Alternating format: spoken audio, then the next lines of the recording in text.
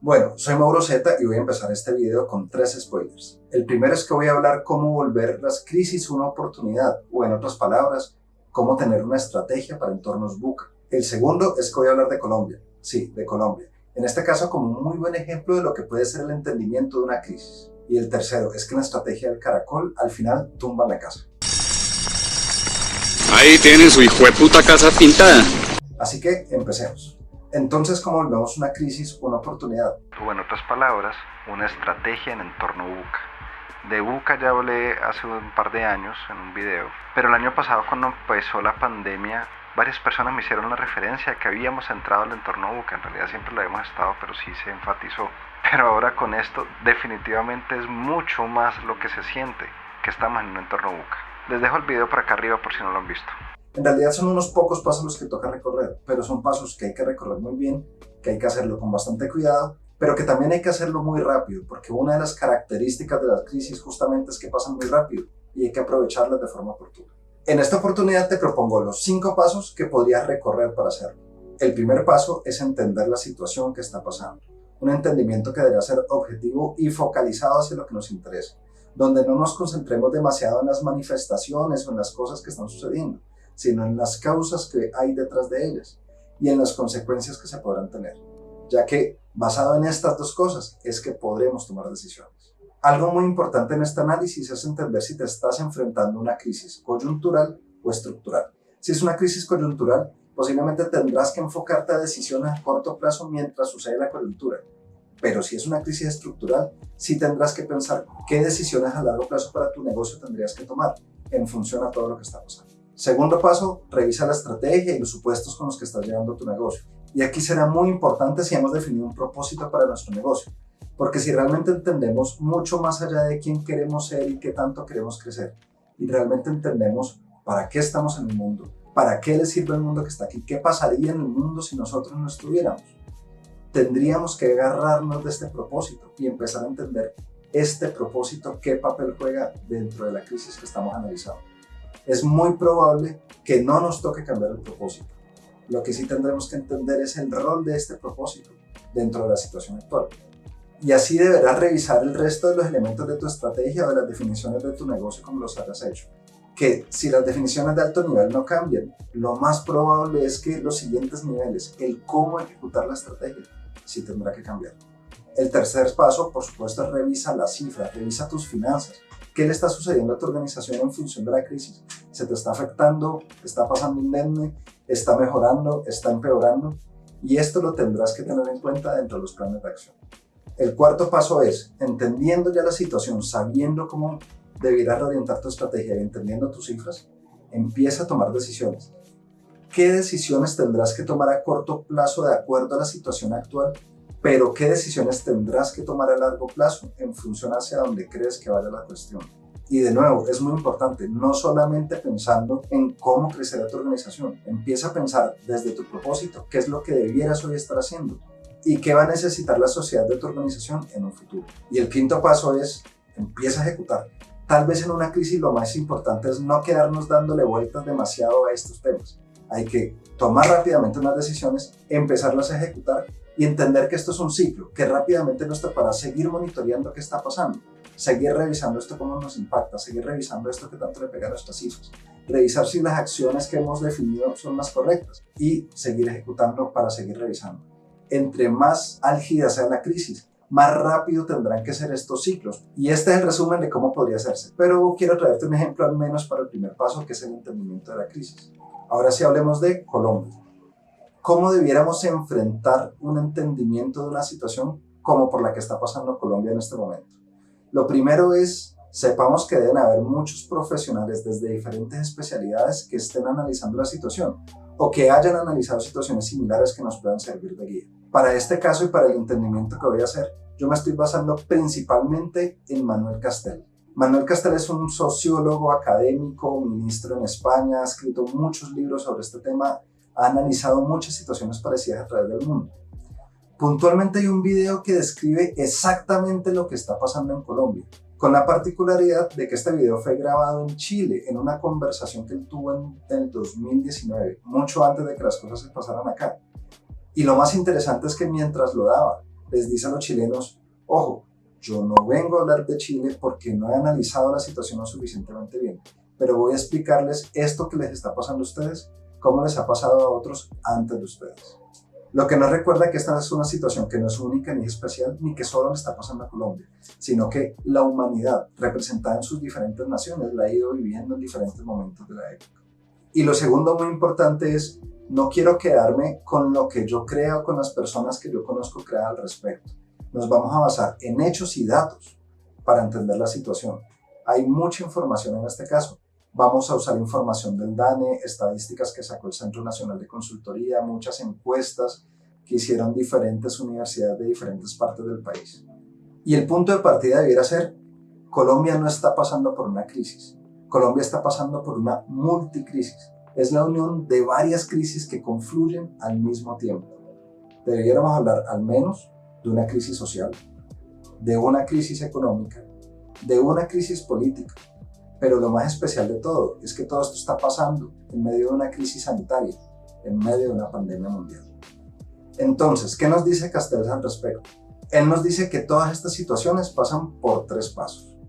Primera consecuencia de esa crisis, transformación fragmentada y caótica de los sistemas políticos. Y este es un paso que nosotros dimos hace bastante tiempo en realidad. ¿A qué se refiere? Si ponemos un contexto, en alguna época de Colombia, el milenio pasado, nosotros éramos un país bipartidista, básicamente éramos liberales o conservadores. Estábamos en un contexto de iniciar la globalización, pero además estábamos en un entorno de conflicto, donde había una guerrilla, donde había unos paramilitares y donde detrás de todo había un gran tema neurálgico, el narcotráfico. Lo que empieza a suceder es, en palabras de Castells, una desconexión entre el gobernante y el gobernado. Nosotros ya sentimos que no nos representaban, que esos partidos políticos y esos gobernantes no estaban luchando por nuestros propios intereses. Y en estos casos lo que sucede es que este bipartidismo se empieza a convertir en muchos partidos políticos.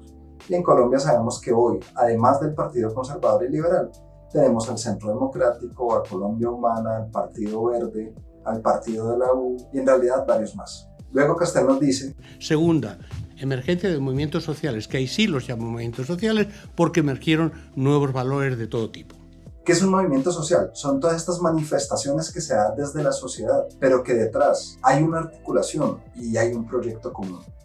Cuando las personas salen a manifestarse, están saliendo a manifestarse con un objetivo en particular. Para poner un ejemplo, 4 de febrero del 2008, una multitudinaria movilización en contra de las FARC. Eso fue una movilización completamente articulada y con un objetivo claro: decirle a las FARC que ellos no representaban al pueblo y decirles al mundo que los colombianos estábamos contra la guerrilla y contra las FARC. Viniendo de épocas más recientes encontramos, por ejemplo, marchas por el sí y por el no. Allí era claro el objetivo de cada una de estas marchas. Una votando para que sí se firmara un acuerdo de paz con las FARC y otra diciendo que ellos también querían la paz, pero que no estaban de acuerdo en la forma en que se estaba logrando a través de dicho acuerdo. El proyecto de cada una de estas movilizaciones era claro. Por esto son movimientos sociales. Pero cuando vemos los otros ejemplos donde también ha pasado estos mismos pasos, y aquí estamos hablando de cientos de partes en el mundo, desde Estados Unidos, desde España, desde Hong Kong, desde Israel, desde Chile, de diferentes situaciones, estas movilizaciones sociales no han logrado transformar la realidad del país.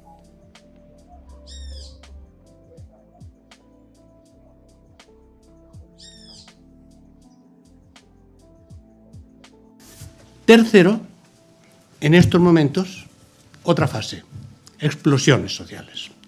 Antes de llegar al momento de la explosión, pongamos un poco de contexto. ¿Qué ha pasado en Colombia? En la última década, la pobreza ha ido disminuyendo hasta llegar a su punto más bajo en 2018.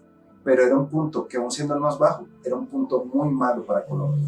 Aún así, en el 2019, en vez de seguir bajando, subió un poco, dejándonos casi en el 36% de pobreza, lo que hace que 1 de cada 3 colombianos sea pobre, en realidad un poco más. Y voy a hablar puntualmente de Cali, que fue donde empezaron los temas. En Cali, para la misma época, estábamos en el 22%. Otro indicador bien importante que podríamos mirar aquí a manera de ejemplo es el que le llaman los ninis. Los jóvenes entre 15 y 29 años que ni estudian ni trabajan. Y ojo, ni estudian ni trabajan porque no tienen las oportunidades, no tienen los recursos para estudiar, ni logran conseguir trabajo. Estos ninis estaban en el 22% en el 2019. Y todas estas cifras son antes de COVID. Y aquí estamos haciendo un caldo de cultivo especial para una disconformidad social. ¿Y qué pasa en el 2020?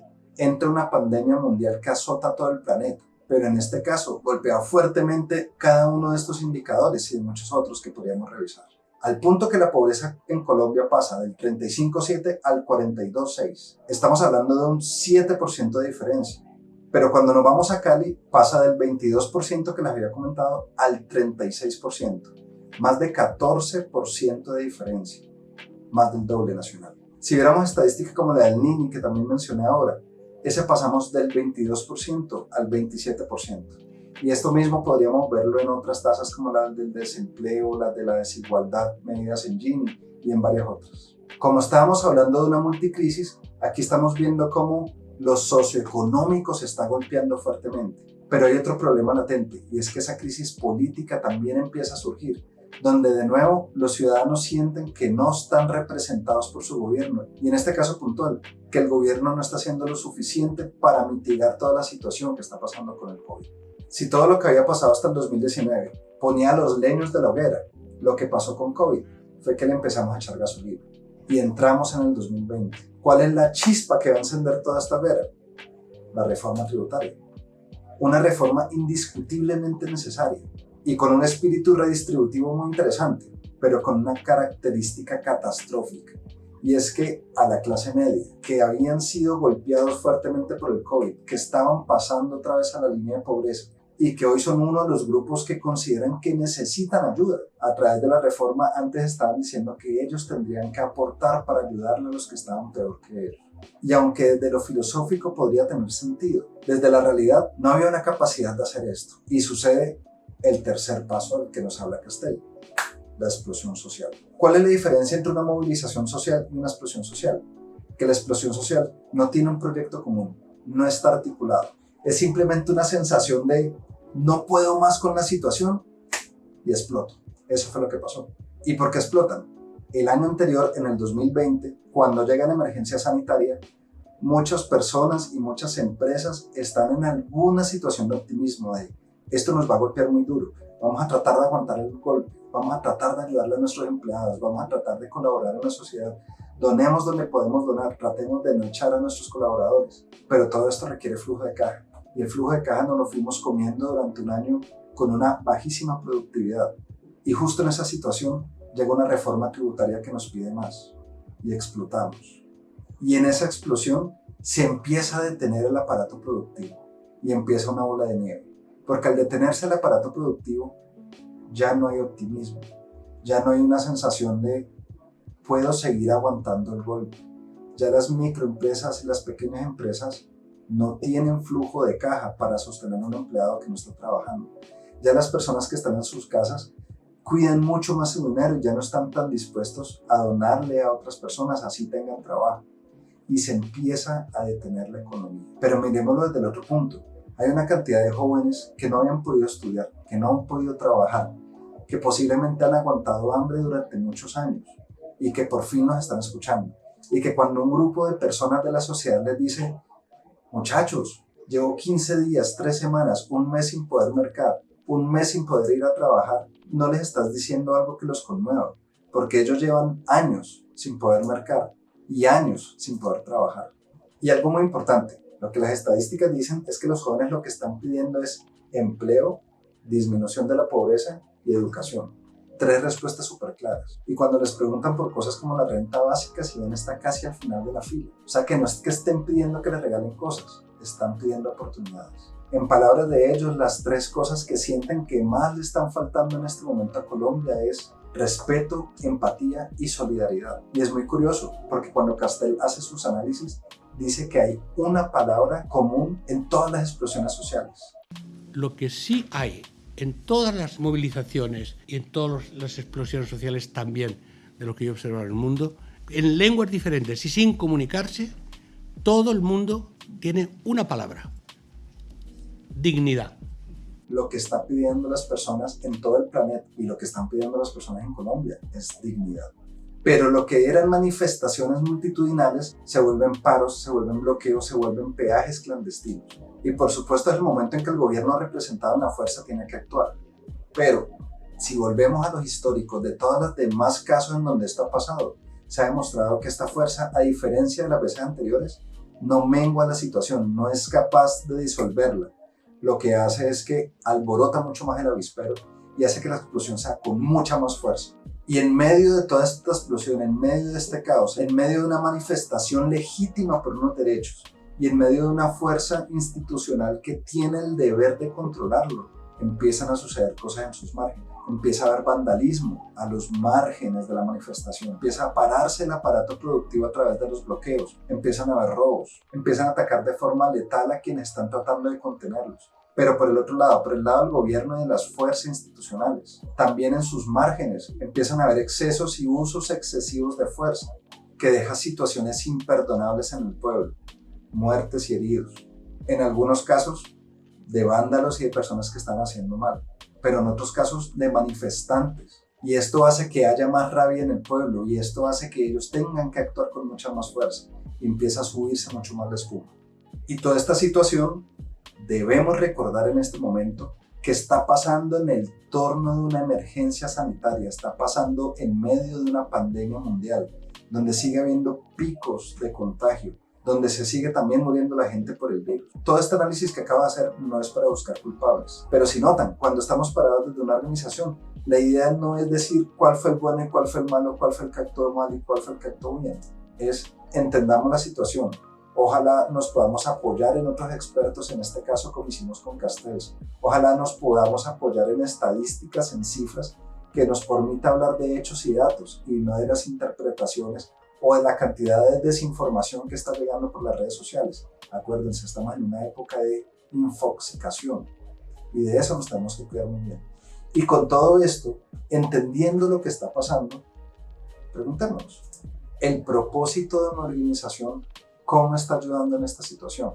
Revisa tus cifras, mira cómo está sucediendo todo y empieza a tomar decisiones de corto plazo que te vean como un actor importante para la sociedad.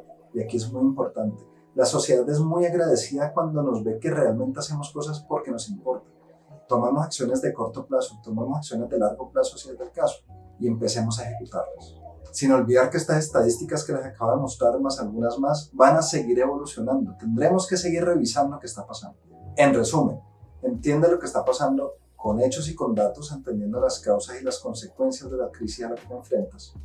Revisa tu estrategia, revisa tus cifras, revisa y toma las decisiones de corto y de largo plazo que debes tomar y empieza a ejecutarlas. Y en este momento me encantaría dos cosas. Primero, si te gustó este análisis y toda esta propuesta que te acabo de hacer, te suscribas. Sé que no he subido muchos videos, pero trataré de hacerlo más seguido.